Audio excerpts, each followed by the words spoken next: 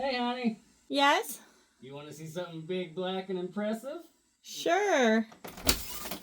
Here's a question for all the collectors out there. What is the one item in your collection that is the largest and or most difficult to display in a way that you're happy with? You know what I'm talking about. Every collection has an item like that. Now, I personally collect retro video game stuff and pretty much anything from my childhood at this point, and even though I have been critically low on free space here lately, somehow that is a question that had just never really crossed my mind before. That is at least until a couple of months ago when, due to the threat of severe weather and the potential for flash flooding, I was forced to evacuate much of my game room in one heck of a hurry. And after the threat had passed and I started trying to move everything back to where it goes, it suddenly dawned on me that there's a few items in my collection that are not only gigantic space hogs, but they are also extremely difficult to display in the ways that I'd like to. And for me at least, finding a cool way to display this stuff is every bit as fun and important to the collecting process as actually getting out there and collecting this stuff to begin with. And of course I know the logical thing to do would be to just sell this stuff off and be done with it, but I'm sentimental to a lot of it, and the collector in me just would never let that happen. And I figure since I'm likely going to keep most of this stuff forever, it would at the very least make for a potentially interesting idea for a video, and at the very least, give me a rare chance to discuss some of the cooler yet less talked about items in my game collection. And with all that in mind, I decided to put together a list on the topic. So just for kicks, here are the top 6 largest and most difficult to display items in my collection, and why I don't just sell the stuff. We'll go from smallest to largest on this one just to keep things clean and easy, and we'll kick things off with number 6, Tony Hawk Pro Skater Collector's Edition. So it's basically an undeniable truth at this point. If you grew up in the late 90s or any time throughout the 2000s, odds are you have a soft spot in your soul for the Tony Hawk Pro Skater series. I was honestly a pretty lucky kid growing up, especially when it came to video games. If one caught my eye, odds are I was eventually able to rent it, play it, and maybe even beat it. And I was able to do this with a great wide variety of games. So many in fact that it's honestly hard to look back and for me to pick out my favorite ones sometimes. But when it comes to nostalgia, I can say for sure that no other gaming franchise on this planet has the nostalgic horsepower, for me at least, quite like the Tony Hawk Pro Skater series. It literally has that kind of pull over me. So, with that little bit of info in mind, and now that you know how much the Tony Hawk Pro Skater series means to me, you've probably already guessed that I've had to designate a small portion of my game room specifically towards Tony Hawk Pro Skater items. But not all of them, only ones that actually mean something to me. But unfortunately, some of those items get pretty friggin' big, man, and that is why it's making an appearance on this list. Thankfully, for the most part, Tony Hawk Pro Skater games are just that. Regular old, normal-sized games, ranging in size from a jewel case like you'd see on the PS1 or Dreamcast, all the way up to a DVD case like you'd see on the PS2 or GameCube. Now, games of this size are no problem to have in my collection at all, and originally, these were going to be the only Tony Hawk games that I even had in my collection because they're my original copies of these games. But back in like 2010, I got lucky and happened upon this copy of Tony Hawk Project 8 at a yard sale for $5 friggin', and it came with this amazing signature Tony Hawk Project 8 Birdhouse skateboard, and I could not pass it up. This thing is absolutely awesome, but it's also bulky, so I've spent the last decade and a half trying to find a halfway decent spot for it in my game room, and I've done okay. It originally had a really nice box that came along with it, but there was a tragic puppy teething incident in 2014, so I don't have the box anymore. But even without the box, the deck and the game look really good in their sealed form when I can find a decent spot to put it. And with that, I thought I was done with the Tony Hawk stuff, but I was hit with a pretty cool surprise.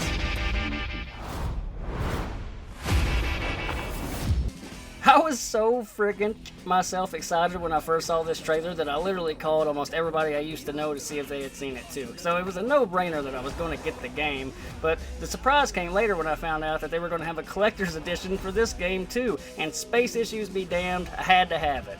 The Tony Hawk Pro Skater 1 and 2 Collector's Edition is a freaking behemoth, man. It is huge. Yes, they had to put a skateboard and a game inside of one box, but the way they did it, it's bulky and big. I love it, but man, is it hard to find a spot for it, and is it even harder to display in a way that you're happy with. And guys, I've got to tell you, I absolutely love this thing. For me anyways, this is one of the absolute coolest modern day video game items that I've ever ran across, and I really will likely end up keeping it forever, even though it is a giant. Even though it takes up 4 or 5 rows worth of space that I could put other video games, I don't care. I'll make it work. It's just beautiful. Just look at this thing. I love it. Interesting fact about the Tony Hawk Pro Skater 1 and 2 Collector's Edition, the deck that comes in it actually came in a variety of colors, and you never knew which color you were going to get until you actually got home, opened the box, and found out for yourself. But thankfully, after some serious game room rearranging and the banishing of a couple of items I could live without to the attic, I was finally able to make room for this amazing Collector's Edition right next to its buddies. And I gotta say, it turned out awesome, but I am thankful that I will never have to make room for another Tony Hawk item ever again. Oh, fuck me, man. Who am I kidding? I'm absolutely over the moon thrilled for this one. Tony Hawk Pro Skater 3 is hands down my favorite game in the entire franchise, so of course the Tony Hawk 3 and 4 remake is definitely coming home with me. And as a matter of fact, here it is. As soon as it released, I could not help myself. Now I had to sell a couple of items to make space for this gigantic thing, and Tony Hawk Pro Skater stuff officially takes up like 10 feet of my room now, but I can't help it, man. Those are some of my favorite games ever.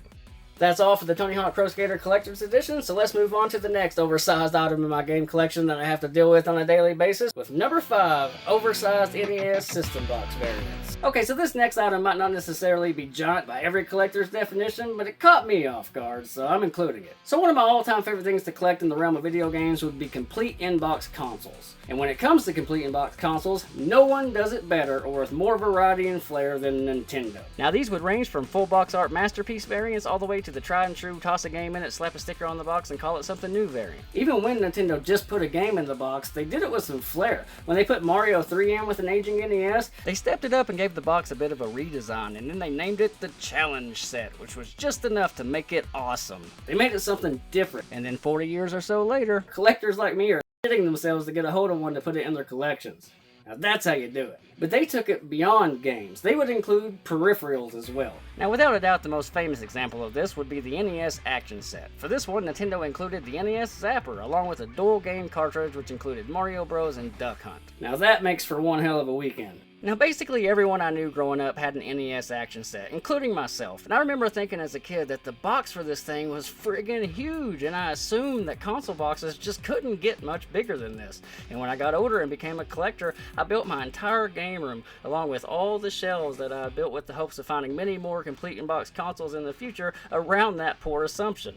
So I got 8-inch boards and I spaced them about an inch off from the wall. I figured this should handle pretty much any box console I run into, to the point where I could keep them all in a nice clean line and maybe even run a lot strip in front of them. And this worked out perfectly. That is until I ran into the girthiest damn box that mankind has ever fabricated on this earth. And that was also the day that I found out that Nintendo didn't just have the NES Action Set in their lineup. Nope, they also had the NES Power Set, which included the Power Pad, and the NES Deluxe Set, which included Rob the Robot. And these two particular NES sets are way wider than any other one I'd ran into before. I mean, just look at these fat sons of...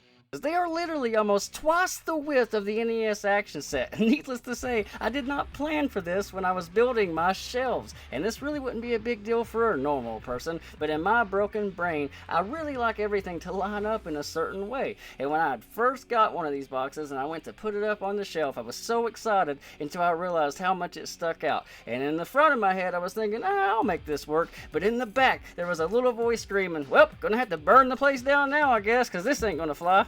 Now in time, to be honest with you, I've learned to live with it, but when I'm sitting on my couch sometimes and I look up and see how far this box sticks out, it really does kind of bug me a little bit. I eventually found a deluxe set and it was also equally girthy, so now that I have two of them up there next to each other, it's not so bad. They stick out together and it makes it feel a little less painful in my broken brain, but I've come to enjoy these little surprises as just part of the process of collecting complete in-box console variants. You really don't know what they're going to be or how big they're going to be until you get them home and try to put them in their designated spot. And even compared to the monstrously large Odyssey 2 box, the NES Deluxe Set and Power Set still hold their own in terms of size, and that's pretty crazy when you think about it, but at least the Odyssey 2 box is still skinny enough to fit behind my light strip line. Up next is another complete in-box console, but this one is ridiculously, laughably big by anyone's definition, coming in at number 4, the Atari 5200. So basically everybody on the planet knows about the Atari 2600, and there's a good reason for that. The thing is a fucking legend, and at the height of its popularity in the late 70s and early 80s, it pretty much introduced an entire generation of families to the idea of at-home gaming consoles, which helped pave the way for the gaming industry to grow. And that was more than enough for the 2600 to cement its place in gaming history and secure itself a spot, no nostalgia necessary, in any gaming collection on the planet. But I cannot say the same thing for its younger brother, the Atari 5200. Here's Pac-Man on ColecoVision.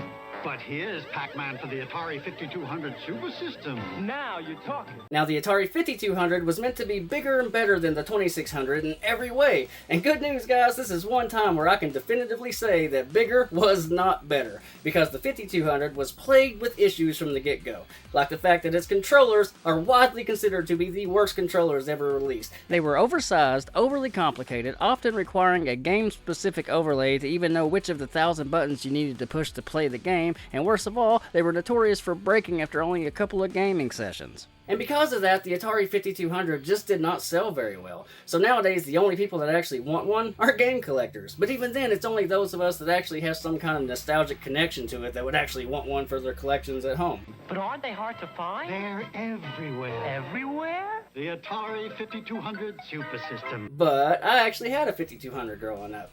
Kinda. You see, our family 5200 shit the bed long before I was old enough to actually remember playing the thing. So I only ever knew the 5200 as that big heavy piece of black plastic that my dad would use for various chores around the house. And I'm not joking. He was determined to get his money's worth out of that thing. If he wanted to change the brakes in his truck, no problem. He would grab the family 5200 and stick it behind a tire for a chalk, and then he'd change his brakes. If he didn't want a pillhead running off with our weed eater, no worries. He would just tie the family 5200 to it and then dare anybody to try.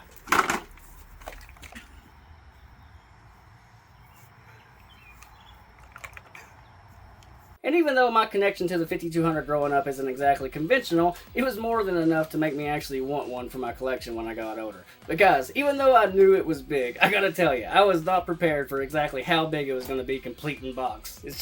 It's laughable. That's a huge bitch! Good God almighty, jumping metal Jesus, would you look at this thing. It is a monster. I had to lower the shelf that it's sitting on several inches to even make it possible for the damn thing to even sit here, and then I had to reinforce it with an extra brace. And earlier in the video, when I said that I like my shelves to look a certain way, I wasn't kidding, so it took me months to get used to this shelf sitting a few inches lower than the rest, but it eventually grew on me, and I now kind of like the way it looks. But man, this truly is an example of big things coming in even bigger packages, and I'm just fascinated by it. It's just so incredible to me. Hey, honey. Yes? You want to see something big, black, and impressive? Sure. Oh.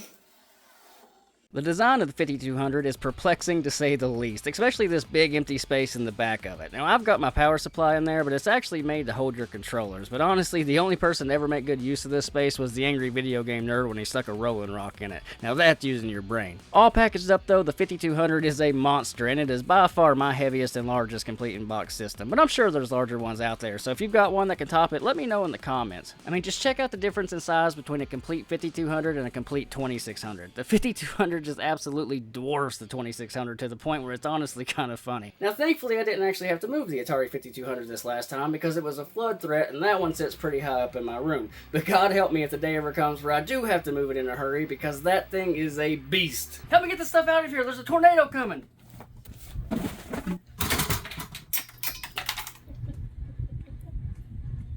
All jokes aside, though, it really is hard to imagine that back in the day, someone would look at the two systems side by side and choose the 5200 over the 2600, because they were available at the same time for a while. And yes, I am aware that the 5200 was built to compete with the ColecoVision and the Intellivision, but the 2600 was in production until 1992, while the 5200 died in '84. And even if the 2600 wasn't meant to be direct competition for the 5200, the fact is, many people back in that time just went into stores looking for an Atari without having any idea that there was any more to it than that. And in those cases, which one were they going to pick? The small, sleek 2600 that they've heard so much about, or this monstrosity known as the 5200 that requires a team lift to get it to their car? Coming up next is something that I could not possibly leave off this list, because even though they're not video game related, they are still some of the most fun games I have ever experienced growing up. Coming in at number 3, 90s board games, the biggest and best ever made. The 90s was an incredible time to be a kid. It was a time of play places and Nintendo 64s and McDonald's. And even better for me, it was a time when board games were as good as they've ever been. If you were to go in my attic right now, you would find an embarrassingly large amount of board games. And that's because I went through a phase where I was collecting every board game I could get my hands on. New ones, old ones, and anything in between. So at this point, I can say with a fair amount of confidence that the best board games to ever be released were the ones that were available during my childhood. Board games from the late 80s and all through the 90s were like these big, beautiful adventures in a box. And some of the ones I grew up with, at least, were incredible. Games like Loopin' Louie, such a simple concept for a game, but the beautiful artwork on the box and awesome commercial made kids feel like they had to have it right then and there. And of course there was Splat, an amazingly fun game with such a catchy jingle that I still hear it in my sleep to this very day. Splat! Splat! Slatting bugs is where it's at. And then we have legendary adventure games like Forbidden Bridge. Game's Forbidden Bridge. Dare to cross Forbidden Bridge. But if the angry idol shapes it, you can fall to your doom.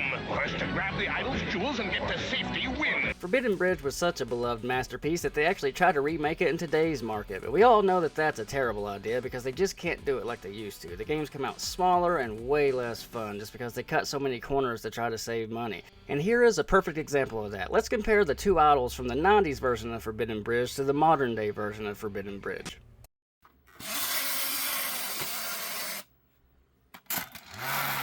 The differences are laughable, and it really does make the modern version just not worth playing at all. There's a few board games from my childhood that I will always keep in my collection, and I will always find a way to display them no matter how big they are or how little space I have to spare. Sadly though, I only have space in my collection right now to display my absolute favorites, so I can only pick 3 or 4 at one time. My 3 favorite board games, however, come in some big-ass boxes. First up is Tornado Rex, one of my absolute favorite games growing up, and it's still my family's favorite game to play when we're all together.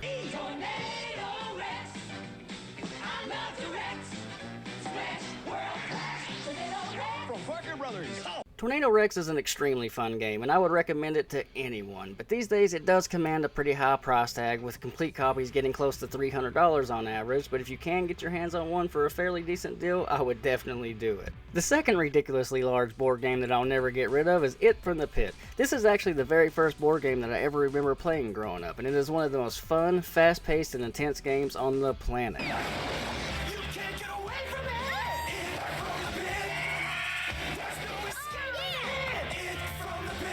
Good God, though, is it ever a fun game to play with your friends. It from the Pit is another example of an old game becoming pretty expensive these days, with near complete copies and complete copies always being north of $200 if you can find them at all. Up next is the hellaciously big crown jewel on the top of any board game collection, and that is, of course, Fireball Island. It may have been released in the late 80s, but it has never been topped to this day. Fireball Island. More than a mere board game, it's a three-dimensional adventure. Your quest, the idol's jewel. Foes are out to stop you with thundering fireballs. And collapsing bridges. Fireball Island truly is a gigantic, amazing adventure in a box, and many kids that were lucky enough to experience it back in the day want to get a copy back as an adult so they can experience it once again, and that's what makes Fireball Island one of the most expensive board games from that time frame. I should at least mention, though, that a few years back, a company named Restoration Games came out with a bit of a reimagining for the original Fireball Island. It's not exactly the same game, but it's still pretty fun, and it has a lot of really cool expansion packs to go along with it. So if you're looking for an interesting modern game, that's definitely one to check out for sure. Now, I completely understand that seeing these games boxed up one at a time may not fully demonstrate exactly how big they are, but check them out compared to the 5200. Hopefully that helps put it into perspective, because the 5200 is a friggin' monster. And I also understand that not everybody watching this is a board game collector and may not quite get my attachment to these games, but these board games mean as much to me as any video game does, and they will be in my collection until the very end, regardless of how monstrously big they are. Up next are some of the biggest and absolute coolest controllers ever released for a video game system. Coming in at number 2. Supersized NES Peripherals. A video game peripheral is simply an external device meant to enhance the overall experience of the gameplay. The most famous example of a gaming peripheral would without a doubt be the NES Zapper. But there are a ton of different types of video game peripherals out there. Steering wheels, fishing poles, baseball bats, and even bigger and better light guns. My personal favorite light guns to ever be released were the ones released for the Sega Dreamcast. Those things were awesome. My wife and I love House of the Dead 2 so much on the Sega Dreamcast that we actually built a little spot in the back of our room that we call the House of the Dead 2 Poor Man's Arcade Cabinet. But in reality, all it really is just a ready-made spot for House of the Dead 2 to be set up on Dreamcast with light guns at any given time of day, so that we can just walk back there and play it whenever our heart desires. And we still do that basically every chance we get. And when we get tired of killing zombies, we just put down the light guns and pick up a fishing pole, pop in Sega Bass Fishing, and then we go fishing for the rest of the day. You can't beat that, man. With all that said, though, the best time when it came to video game peripherals was the NES era. This was a time frame when every video game manufacturer simply had no earthly idea what would sell and what wouldn't sell when it came to video game peripherals, so they were throwing every idea they had at the wall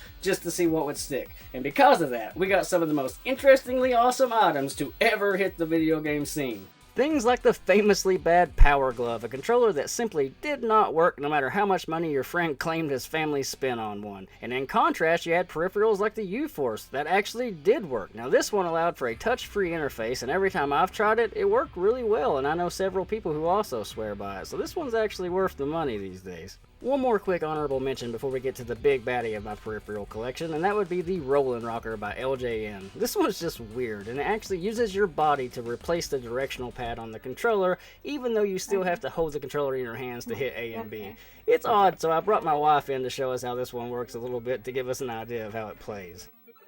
Good job. I did it.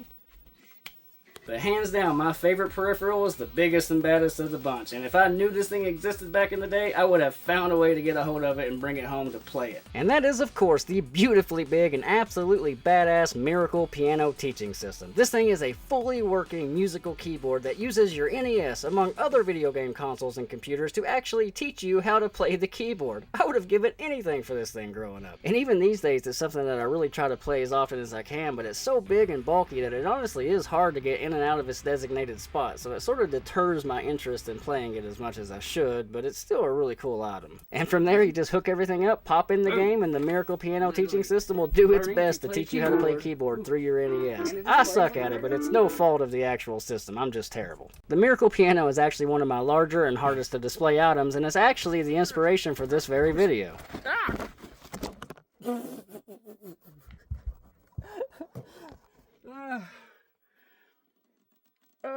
These days, though, the Miracle Piano Complete in Box for the NES packs a pretty intense price tag, usually ranging somewhere between $300 and $400 USD, depending on completeness and condition. Up next is the gaming item in my collection so big and so heavy that the act of simply moving it a few years ago gave me a hernia, and I'm not joking.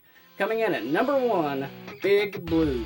Considering how little space I have to spare these days and how much I bitch about it, you may be surprised to find out that I have an insanely big arcade machine lurking in my game collection. And it's not just any big arcade machine, it's a machine so big that it's even considered big and bulky and heavy by arcade machine standards. And it is, of course, the Capcom Big Blue cabinet, and it has Marvel vs. Capcom in it. Now, I'll be the first to admit that I don't know a ton about arcade machines, but I do know that the Big Blue is a very sought after and extremely collectible arcade machine, and a big part of that is due to how easily interchangeable the games for it are. My Big Blue has Marvel vs. Capcom inside, which is awesome because that's one of my favorite arcade games ever, but you typically see Big Blues with some version of Street Fighter, or some other Capcom fighting game. But not just any fighting games, we are talking about some of the best fighting games ever released during the arcade era. And to be fair, there was a few other types of games in there too, but the fighting games were where it was really at. As a matter of fact, Arcade 1-Up actually released a smaller scale version of the Capcom Big Blue not long ago, and if you take a look at the games list included with it, you can get a really good idea of the type of game you could expect to find on a Big Blue back in the day. Some of these games are as good as it gets, and from what I understand, this is far from everything. You just simply never knew what you were going to get when you ran into a Big Blue back in the day.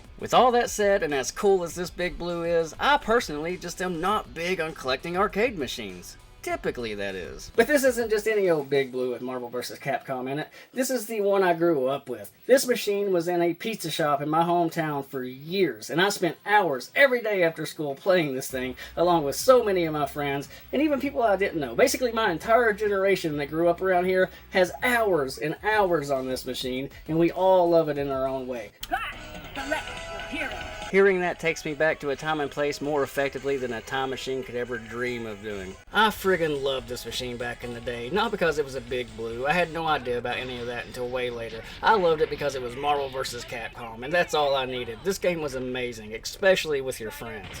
For kids in a small town that had nothing else, it was like finding water in the desert. It was just the best possible way to spend your afternoons. But even if your friends were busy, it still had a pretty solid single-player mode, so there was just nothing to complain about. And if I could somehow go back and tell the kid me that I would one day own that exact machine that he loves so much, it's likely that I would shoot myself right there in the pizza shop. I was able to pretty much instantly tell that this was the exact Big Blue from my childhood thanks to 3 things. 1, the pizza store it used to sit in's name was written across the back. 2, the broken piece of plexiglass on the top right side of the control panel. And 3, this little doodle of a cock-riding cowboy. There was a kid a couple of grades older than me that just could not help himself. He would draw this doodle basically everywhere he got the chance, so to find it in intact under the control board of my new Big Blue machine was a moment so funny that it almost killed me. It has been nothing less than a dream come true to get to play this machine again in today's age, and to get to play it with my family, and even occasionally with a friend from back in the day. It's just as good as it gets, and it's something I know a lot of people don't get the chance to do. And it's always a blast to look at this little quarter counter and try to figure out exactly how many of these quarters belong to me, or even me and my buddies back in the day. 112,561 total. I guarantee you I'm responsible for a few thousand of those. But unfortunately, there is one major problem with this machine. It weighs who the knows how much. I would guess hundreds of pounds, and it is extremely wide and extremely tall. So moving this thing around is a nightmare. And like I said earlier in this video, I live in an area that is prone to the potential of flash flooding. And a few years ago, under the threat of a flash flood, me and two of my friends tried to move the Big Blue cabinet from the lowest spot of my house, which is my game room floor, to a slightly higher spot, which is about 10 inches higher. And in doing so, I felt something rip across the front of my stomach that felt like the literal fiery sword of Satan himself had just stabbed into my gut. But even though it hurt like hell, I like to think I took it like a man. That tearing sensation was a hernia, and it required major surgery and several weeks off of work, so that sucked. And even though I don't really collect arcade machines, Big Blue is a true relic from my childhood, so this is something I'm extremely attached to, so getting rid of it is not something that's going to be easy. But sadly, I think it's something I'm going to have to do soon. If we ever get severe weather bad enough to where the water does get high enough in my house that it could affect Big Blue, there's no way I could move it fast enough to get it out of harm's way. If one of these 1,000-year floods that seem to happen every 2 weeks does pop up and Big Blue did happen to get hit, it would break my heart. So sadly, I'm going to have to sell it one of these days. But for now, it's something in my collection that I'm super proud of and I love a ton. But one thing's for sure, the Capcom Big Blue with Marvel vs. Capcom in it is without a doubt the biggest and hardest to display item that I've ever had or ever will have in my game collection. Thanks for watching, guys. Sorry it's been a little while since my last video. The last couple of months have been insane for me, but I definitely appreciate you watching this one, and I'd love to know what y'all think in the comments. I've really never done a video like this, so I'd love to hear about it. And hey, if you liked it enough, maybe even consider subscribing. But in the meantime, don't forget to remember how awesome you guys are, and I will see you on the next one.